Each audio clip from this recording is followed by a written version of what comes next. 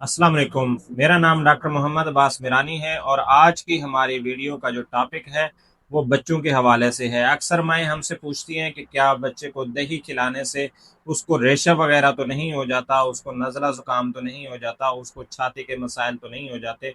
तो मेरी ये गुजारिश है कि दही एक बहुत अच्छा डेयरी प्रोडक्ट है और छोटे बच्चों में ये बहुत ज़्यादा मुफीद है।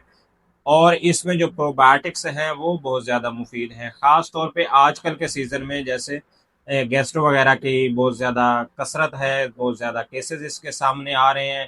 तो अपने बच्चों को दही जो है घर का बना हुआ खिलाना वो एक आप रूटीन बनाएं, ताकि उनका जो हाजमा है वो दुरुस्त रहे और उनके अंदर जो फ़ायदा मंद जरासीम हैं जिनको हम प्रोबायोटिक्स बोलते हैं वो उनके अंदर जो है वो परवरिश कर सके, ताकि ऐसे जो नॉर्मल या जो फ़ायदा मंद प्रोबायोटिक्स हैं, जो जरासीम हैं वो जिस्म के अंदर मौजूद रहेंगे, तो जो बीमारियां पैदा करने वाले पैथोजेंस हैं जिनको हम पैथोजेंस बोलते हैं, जो वो भी एक जरासीम की किस्म है, उनको वो जगह नहीं मिलेगी, ऑलरेडी वो ऑक्युपाइड होगी और नए आके बीमारियां काज नहीं कर सकेंगे। तो प्रोबायोटिक्स जो है वो बच्चे को देने से, यानी दही देने से उसकी जो कुव्वत मुदाफ़अत है उसमें इजाफा होता है।